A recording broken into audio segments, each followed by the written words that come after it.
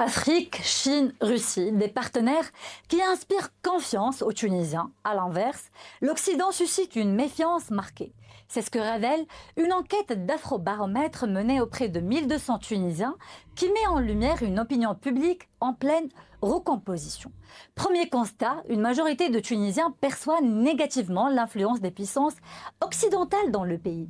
Écoutons le commentaire d'Abdelrazak Ouass, porte-parole de l'association tunisienne des PME, sur ces résultats. Les Tunisiens ont un sentiment de déséquilibre entre l'échange entre la Tunisie et aussi l'Occident, puisque l'Occident en profite plus que la Tunisie. Ça se voit dans tout ce qui est produit dirigé vers l'Occident. Par exemple, si on parle de l'huile d'olive, si on parle des dattes, si on parle de plusieurs produits qui sont dirigés vers l'Occident, ce sont des produits avec un profit essentiellement dirigé vers l'Europe.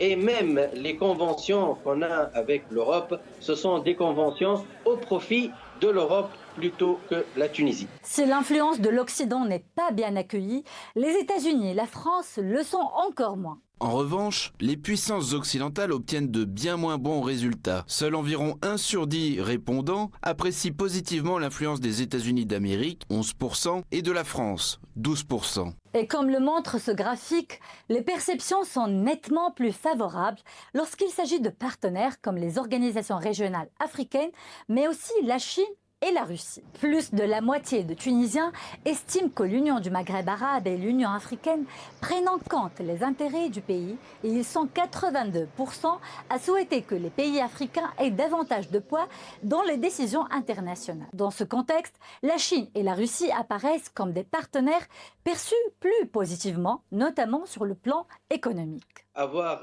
des collaborations de gagnant-gagnant avec d'autres parties, on peut aussi se diriger vers la Russie et aussi la Chine, puisque on a un obstacle avec l'Occident, c'est que tous les produits occidentaux qui entrent en Afrique ou en Tunisie, ce sont des produits créés en Chine, mais ils ont un avantage pour passer vers l'Europe et passer sur le marché tunisien avec l'euro 1.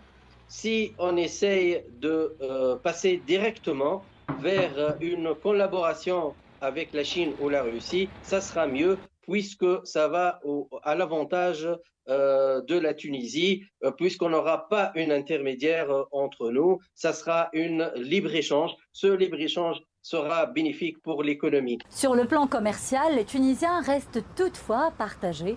Une courte majorité, 54%, se dit favorable au libre-échange, tandis qu'une part importante reste attachée à la protection des producteurs locaux.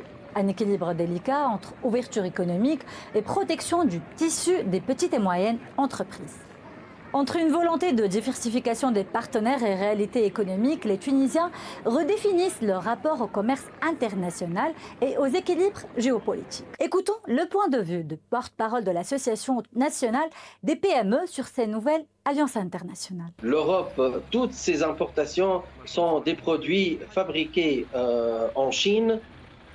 Il faut savoir que la Tunisie, elle peut directement se diriger vers la Chine et faire un libre-échange avec d'autres pays et aussi diversifier son marché pour minimiser le risque au niveau des crises économiques. En résumé, les Tunisiens jonglent entre protection locale, ouverture économique et alliances stratégiques. La Chine et la Russie apparaissent comme des partenaires particulièrement valorisés dans ce contexte, alors que la géopolitique mondiale continue de se recomposer.